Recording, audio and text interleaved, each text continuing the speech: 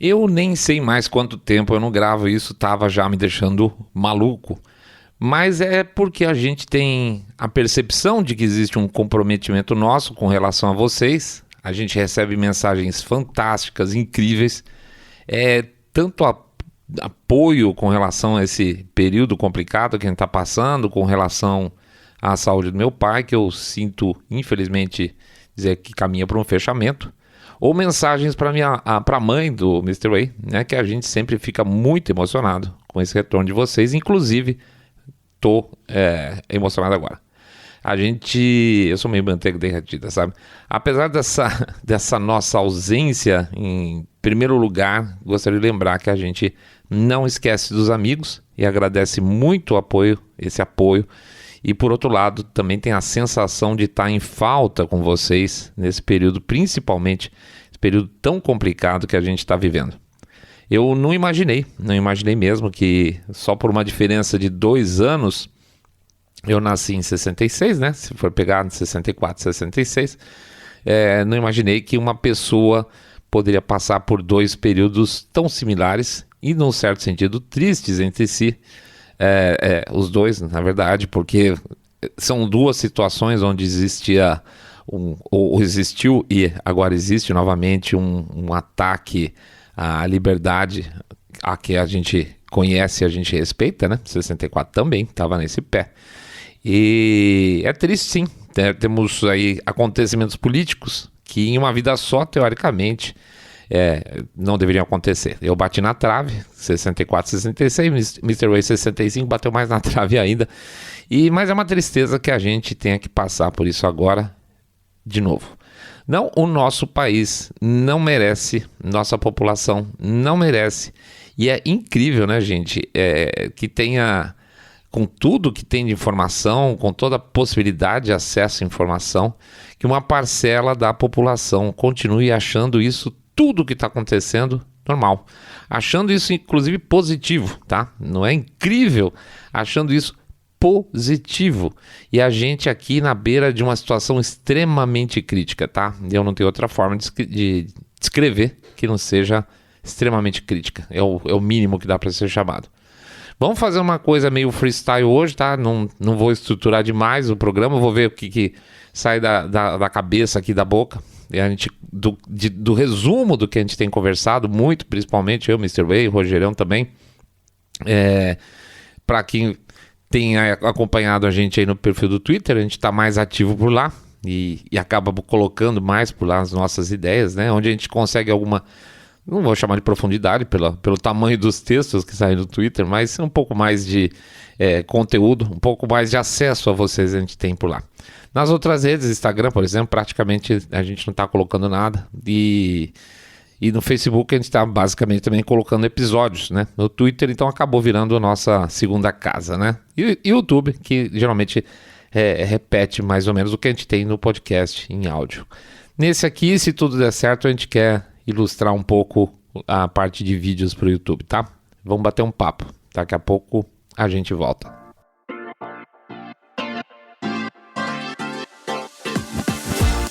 Saindo da bolha.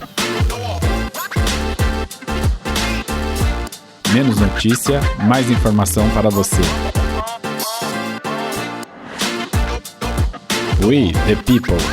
Nós, o povo.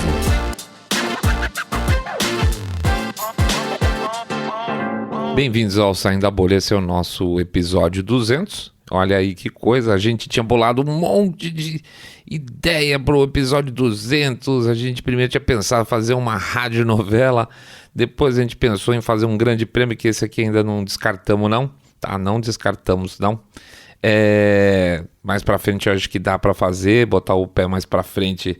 É uma brincadeira que a gente tá querendo fazer com relação à imprensa aí junto com vocês, tá?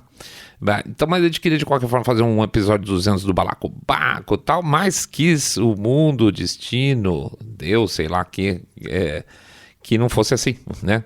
E aí, estamos aí com um episódio totalmente diferente, mas como é que eu posso dizer, freestyle mesmo. saindo da cabeça da gente o que a gente tem falado muito ultimamente entre nós, tá? Que é um tema que a gente definitivamente não gostaria de estar falando, e não gostaria de estar falando, vocês sabem, em primeiro lugar, porque a gente gosta mais de falar do que acontece lá fora. Por quê? Porque o que acontece lá fora acontece mais cedo ou mais tarde aqui, né? Tá provado.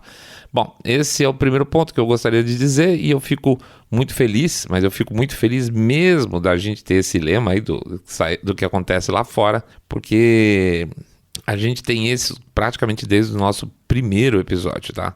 E de alguma forma todo esse monte de confusão que está acontecendo agora, ele é uma representação crítica disso que a gente tem falado há tanto tempo, tá? Então a gente sempre gosta de lembrar vocês a importância, de novo, olha as coisas, como elas se amarram bonitinho com o que está acontecendo lá fora, né? Eu fico orgulhoso, claro, fico orgulhoso disso, é como se a gente tivesse conseguido junto com vocês treler as situações para não cair de bobo no que está acontecendo e ter uma expectativa real em relação ao nosso futuro, né? Basta ver o que aconteceu nas últimas eleições americanas, tá? A gente está passando por uma situação bastante semelhante, tanto em termos de andamento, a prévia, todo o processo de preparação de eleição, o processo eleitoral, as reações ao processo eleitoral, é basicamente a mesma coisa, né, gente? Isso aí tá batendo com uma garrafa na nossa cara.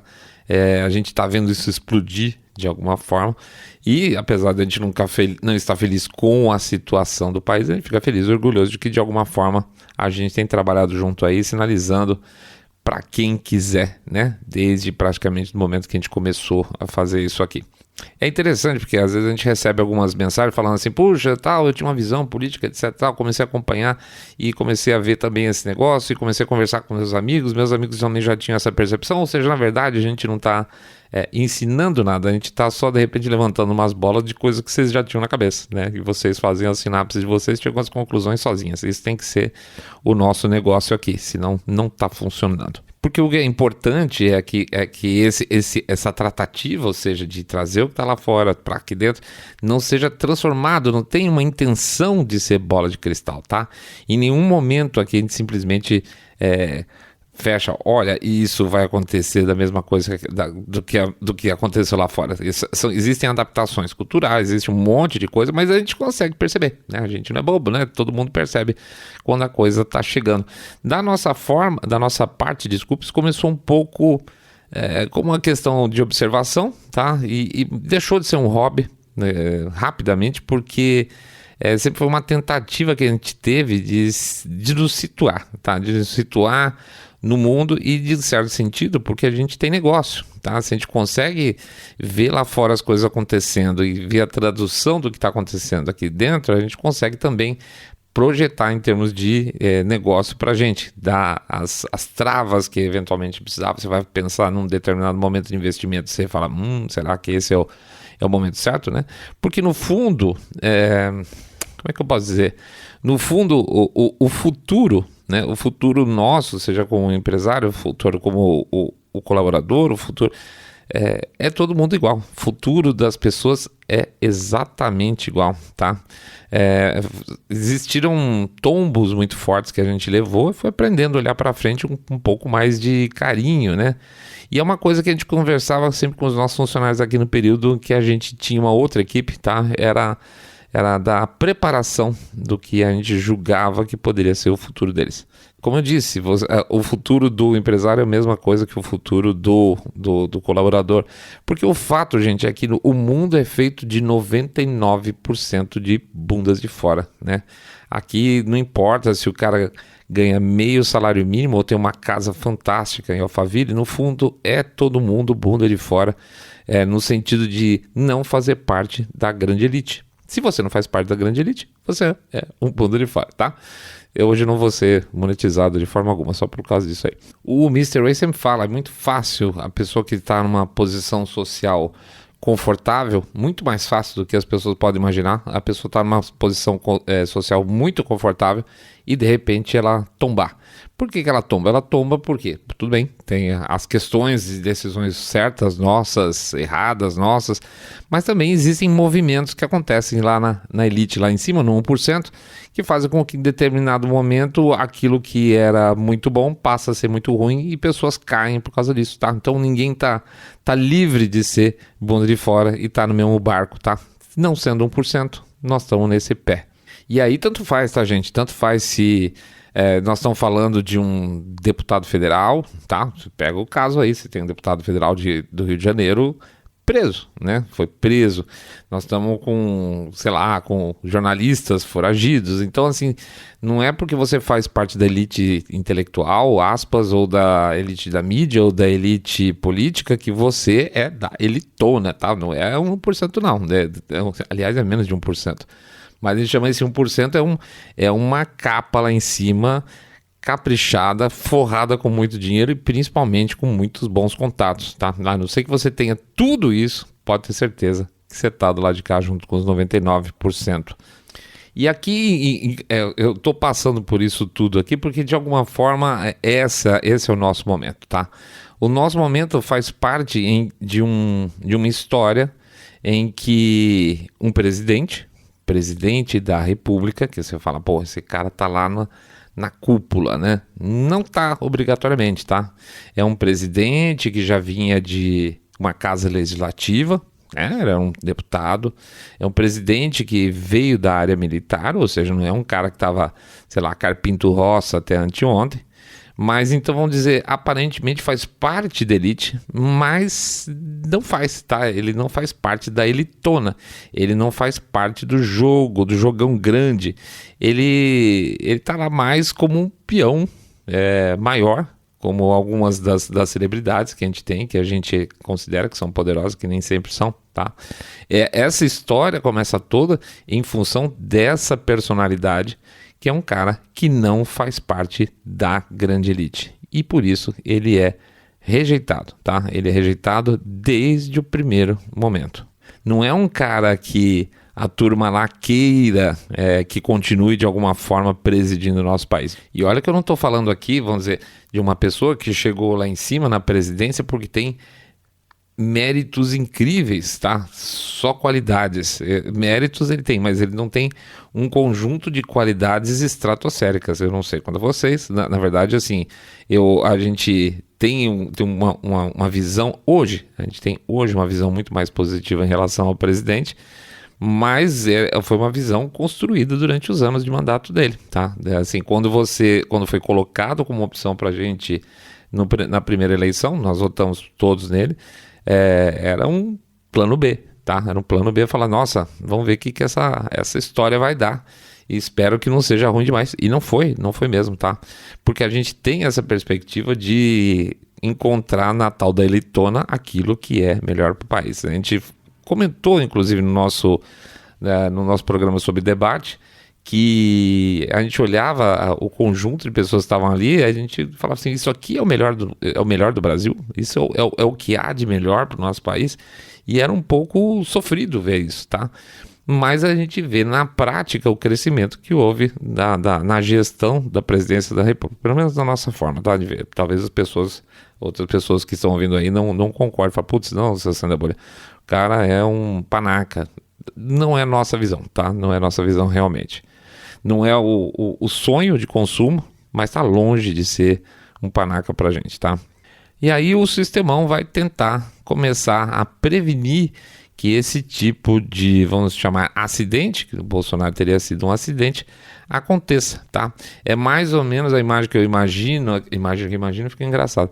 A imagem que a gente vê é como se tivesse todo mundo dentro de um carro, vê um poste e sabe que vai bater num poste, tá? Então, o que vai acontecer? Vai ter um grande acidente ali na frente e não tem o que fazer, você simplesmente tem que esperar. Toda a construção do mandato do Bolsonaro foi essa perspectiva de que lá na frente, pelo menos para nós, lá na frente, ou seja, exatamente esse momento de hoje, nós teremos um poste onde a gente iria bater. A gente não ia saber se seria uma batida com todas as vítimas dentro do carro, ou que houvesse a possibilidade de algum desvio e menos estrago, mas para a gente sempre houve essa visão de que na virada do mandato seria o grande poste aí onde a gente ia bater. Batemos, tá? Batemos, estamos batendo bonito. Mas não em função da condução, mas em função de onde botaram o poste no nosso caminho, tá? Claro que a figura do presidente hoje, ela inspira bastante algumas pessoas de maneira bastante significativa, um grande número até arrisco a dizer. Mas de maneira geral, o que tem acontecido também na nossa visão aqui no nosso país é que as pessoas, acima de tudo, mais que qualquer coisa, elas estão de saco cheio, num nível de saco cheio acima do normal. Não é um saco cheio tradicional, não é aquele saco cheio, o Brasil, a economia está complicada, o Brasil, a saúde é uma porcaria, e o Brasil, as estradas são esburacadas, são uma porcaria, tá? Saco cheio de serviços que são uma porcaria, que são caros por causa de juros altos. A gente tem uma lista de coisas que é sempre tá colocando as pessoas de saco cheio, tá? Inclusive a própria corrupção, que é muito forte. Só que dessa vez não é isso. E se vocês olharem para dentro de vocês também, muito provavelmente não é nada disso que vocês estão sentindo. Não é esse saco cheio que tá pegando dessa vez. Não é essa raiva que tá acontecendo dessa vez. Não é porque roubaram 20 malas de dinheiro e botaram dentro de um apartamento de um cara lá em, sei lá, como é que chama os caras? Num Gedel da vida.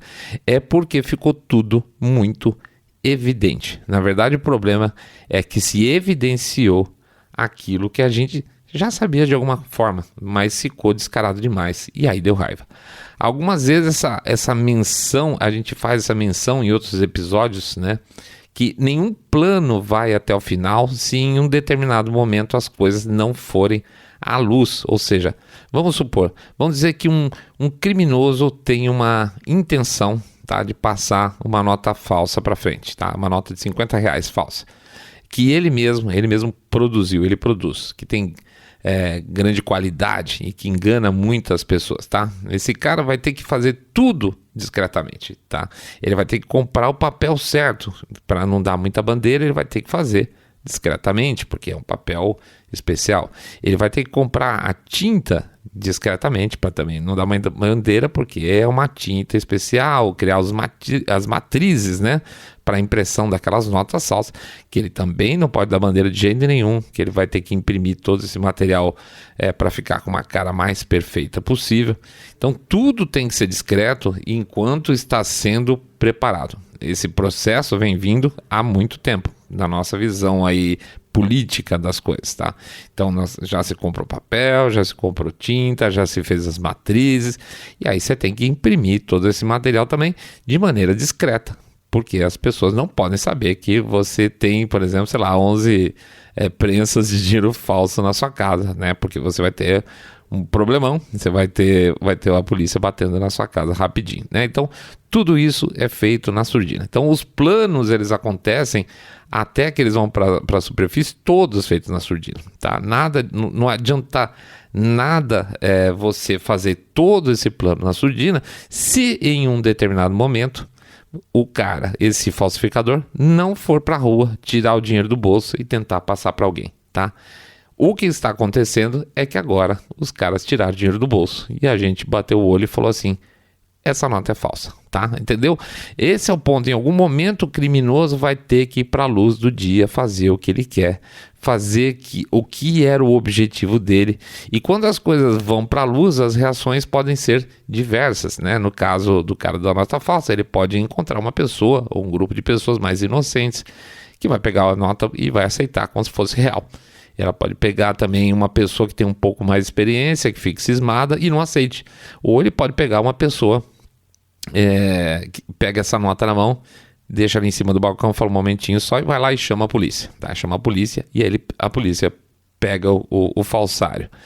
Todo esse processo aí de você derrubar o falsário, mandar o falsário para a cadeia, exige o quê? Exige coragem, porque você não sabe o que o falsificador é, você não sabe o nível de bandidagem dele. Então, quando o receptador tem a coragem de segurar, reter a nota e prender o falsário, tem uma dose de coragem muito grande envolvida.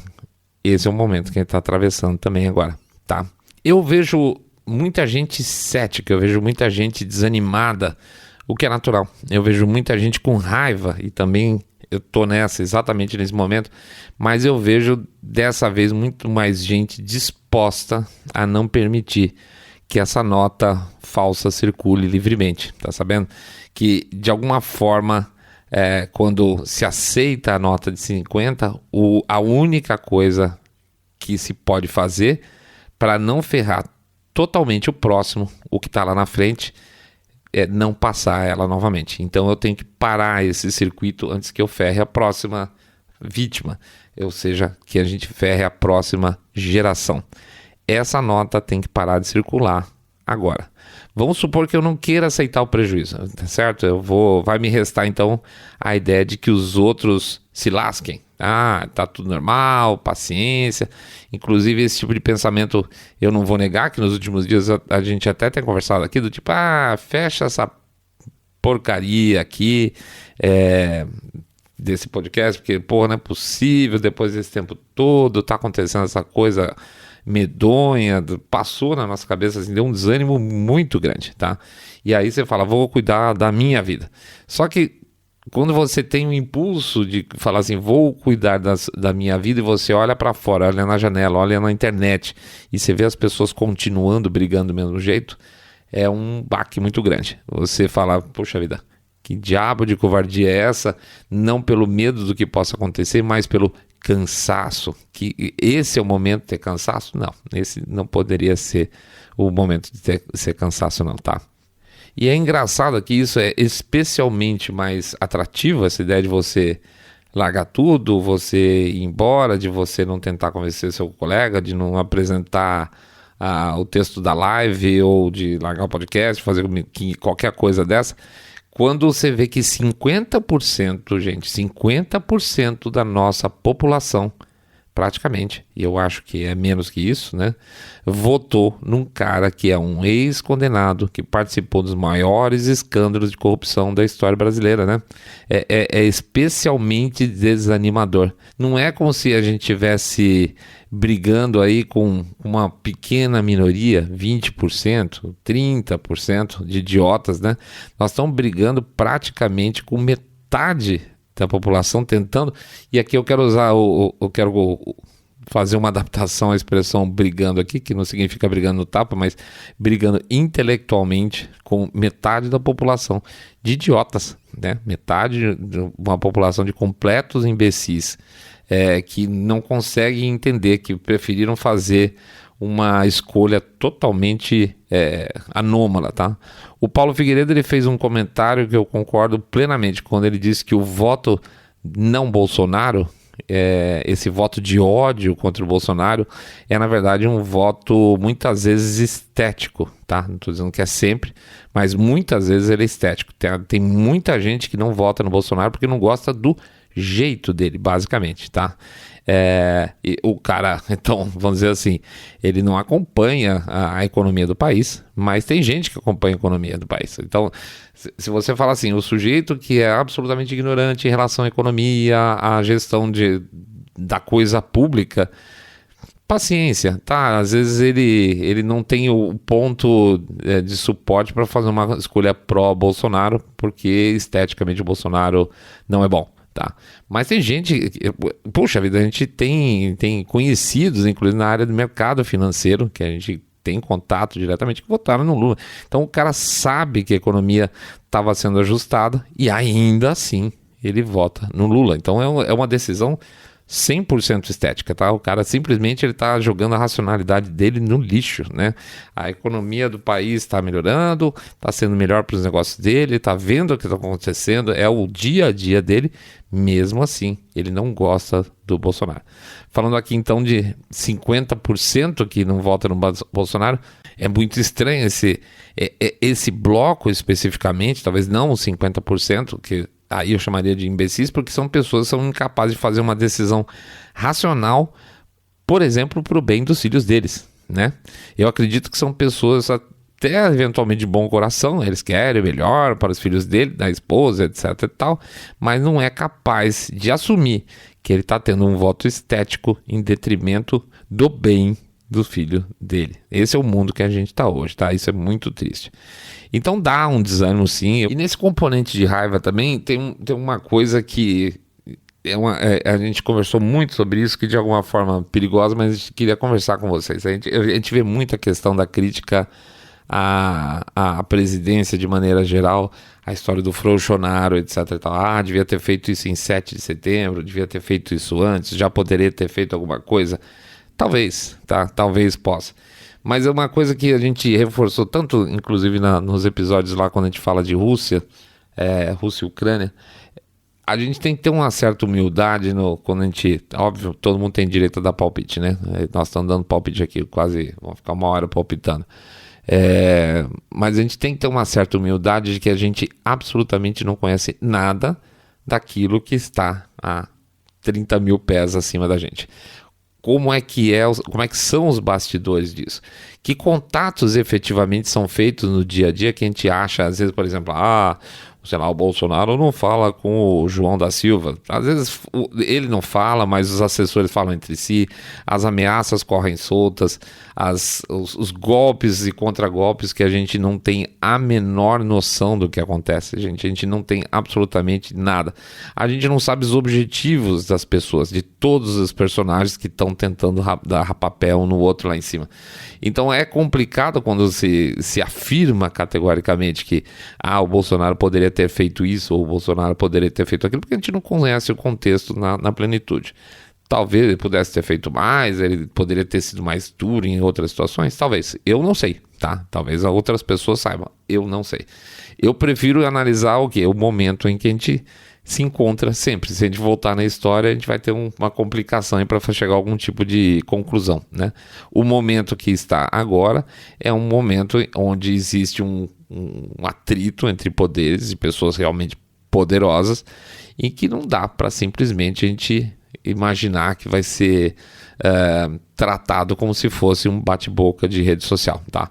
Então, eu tenho uma expectativa muito grande do que pode acontecer aí pela quarta-feira. Tenho, sim, honestamente. Tem um monte de gente falando, não vai dar nada, vai entregar na mão do Alexandre de Moraes e ele vai engavetar e vai ficar por isso mesmo.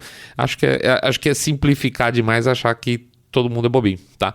Pode até ser que no final das contas seja isso mesmo, que termine tudo por aí mesmo e ficando todo mundo com cara de tacho. Não me parece o caso, não me parece mesmo, tá? Derivei total. Ou seja, na verdade, o que eu quero dizer é o seguinte: não espere que quem está sentado em qualquer cadeira dessa de poder seja o mais inteligente, o mais enxadrista ou o super-homem, o mais valente, porque nenhum deles é, tá? A gente reforça, inclusive, o que a gente falou lá, quando a gente viu o debate na televisão, a gente olhou aquele panorama todo, essa elite política do país. Um desses caras, teoricamente, seria presidente. E eu não me impressiono, tá? Honestamente, eu não me impressiono, não. Então, tudo bem, vão deixar os vícios humanos agirem entre eles lá nos seus golpes e contragolpes e analisar quem que vai se dar melhor. Eu acho que existe hoje uma possibilidade muito grande em função, e aí sim, da população, de que as coisas se resolvam positivamente para aquilo que a gente acredita que é positivo. Pois bem, então, independente de qualquer desânimo, independente de qualquer raiva com que os papéis estão sendo, a gente analisando os papéis como eles estão sendo desempenhados, né? Nós acreditamos que o nosso papel junto a essas lideranças, ou seja, da nossa parte, é deixar claro que nós estamos com os olhos abertos e que essas coisas não podem simplesmente acontecer, nenhum tipo de como é que a Ana Paula fala, de accountability, né? Tem que ter alguma forma em que seja possível que as ações dessas lideranças políticas passem por algum tipo de escrutínio popular e que o povo, que é o poder de fato, possa falar: não, isso não pode continuar desse jeito, tem que ter alguma mudança, tem que acontecer alguma coisa. Porque não acontecendo isso, nós não estamos numa democracia, né?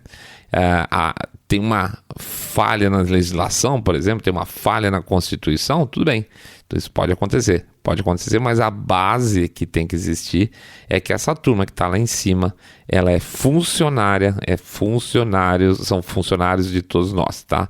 Inclusive dos bandidos, tá? Eles são funcionários, inclusive da população carcerária, do bandido mais perigoso até o cara mais honesto do Brasil. Todos esses caras são funcionários nossos.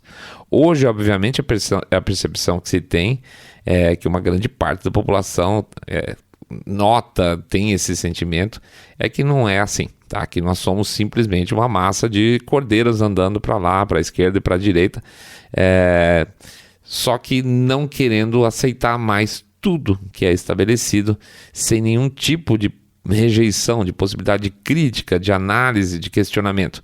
Então esse é o momento que a gente está. Isso significa que a gente não está vivendo, obviamente, no momento mais democrático possível, né?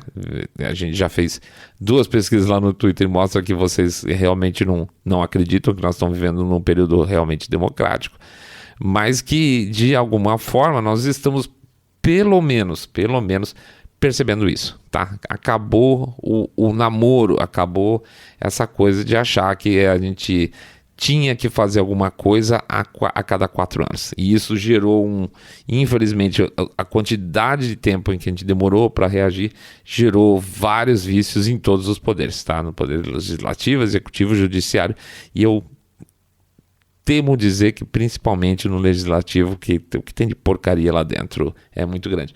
Sem contar o fato que a gente tem uma legislação que as pessoas que são votadas não são obrigatoriamente as que estão lá dentro, né? Que, se não me engano, eu não vou lembrar o nome, vocês devem ter visto isso recentemente, eu acho que 35 ou 37 dos parlamentares que fazem parte, que vão fazer parte do Congresso, são efetivamente eleitos. O resto é tudo puxado por votos dos principais. Então isso é uma coisa horrorosa, né? A gente não está votando efetivamente ninguém. Eles não são nossos representantes, infelizmente, tá?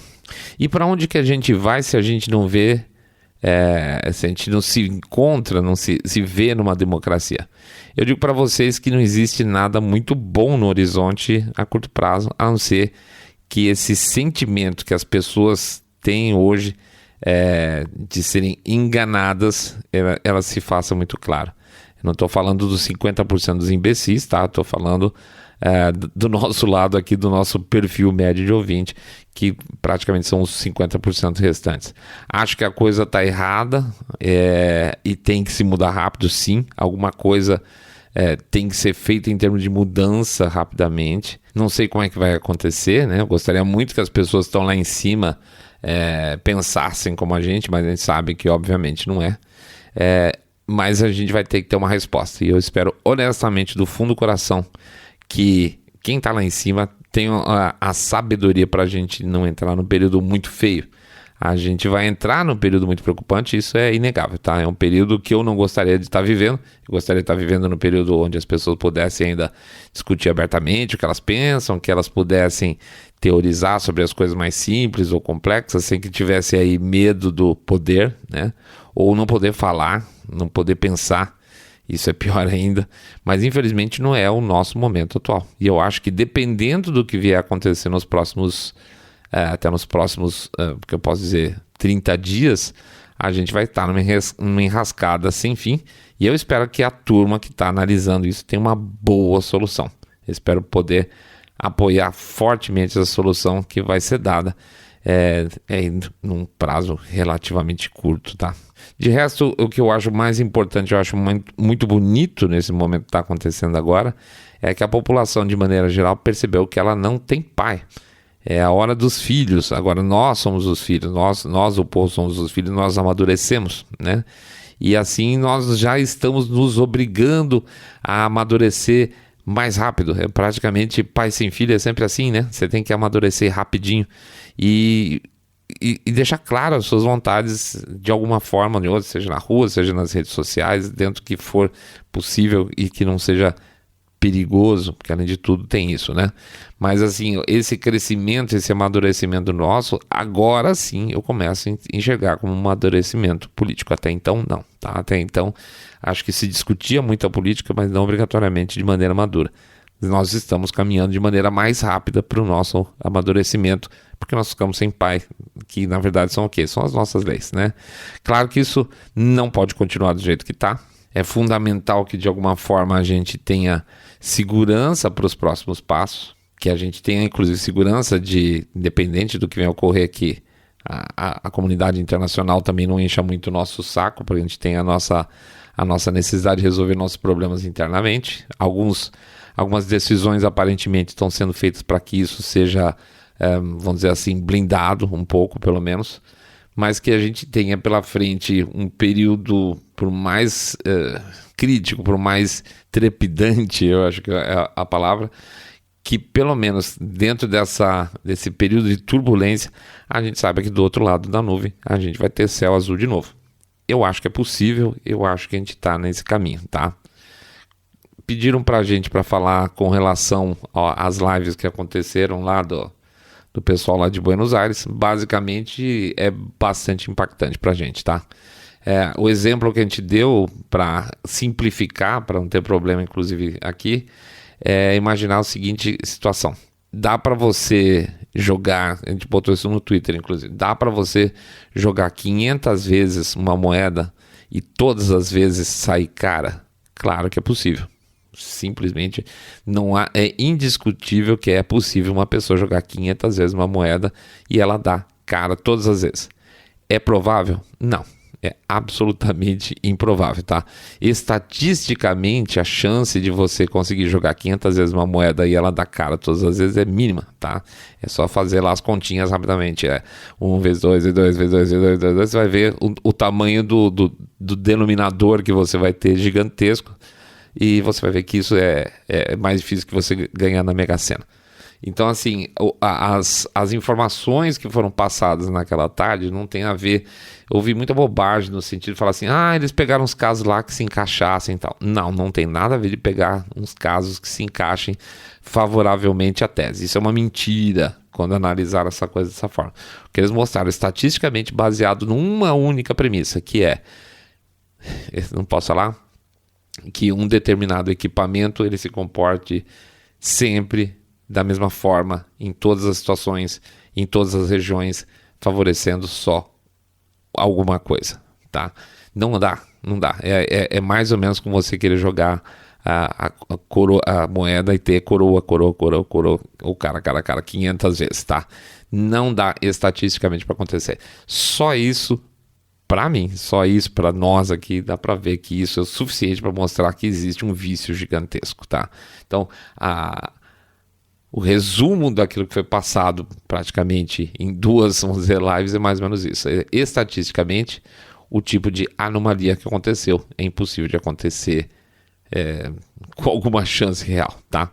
Então, tá provado, existe uma anomalia. Como diz o pessoal lá, quem foi o culpado, se sabiam, se não sabiam, etc e tal, né? Isso aí não dá para dizer. Mas como existe um outro relatório chegando agora na quarta-feira, eu acho que vai ficar muito mais claro o que nós passamos recentemente. Inclusive com palpite nosso, palpitão, chutão, tá? Chutão na canela. Que isso já era sabido desde o primeiro turno. Tá? Toda essa reação de segundo turno, na verdade, simplesmente é para consolidar uma história que para nós já era sabida desde o primeiro turno, tá?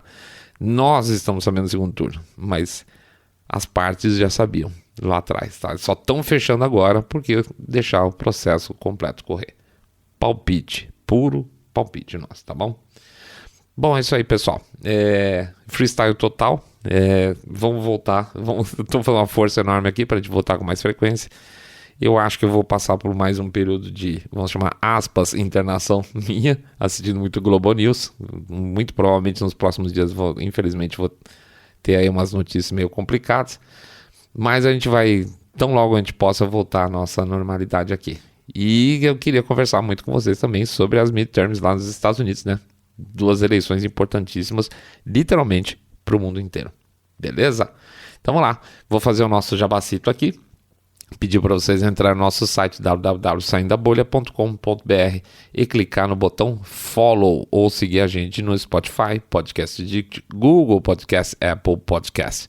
Pedir também para vocês darem share no episódio e fazer o famoso boca a boca sarado, contando que vocês estão acompanhando o podcast Cabeça Direita Limpinho Supimpa, que detesta, abomina o politicamente correto.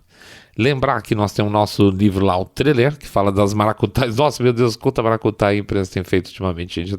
Nós estamos com um nojo profundo do jornalismo. E aí a gente indica o nosso livro lá, o Treler, tá? www.treler.com.br. Pede também, aí sim, fazer o nosso jabacito financeiro. Pedir para vocês considerarem uma doação para o nosso Pix, tá? 1, 2, 5, 10 milhões de reais, pingado no E-Seco, ou R$1 por episódio, que também ajuda pra caramba. E lembrando, finalmente, depois de tanto tempo sem fazer jabá, deixa eu fazer o jabá completo, né? Lembrar que a gente tem o nosso Apoia-se, onde vocês podem ir lá, se inscrever, e aí são feitos doações automáticas todos os meses, para quem fala assim, puxa, eu não consigo lembrar, então aí vale mais a pena pensar no Apoia-se, tá? O endereço lá da gente é apoia.se/saindo da bolha. apoia.se saindo da bolha, tá bom? Saudade de todos vocês, vamos ver se a gente se encontra logo novamente, beleza? Grande abraço para todos, boa semana para todo mundo, fiquem todos na paz e fiquem todos muito, muito mais super bem.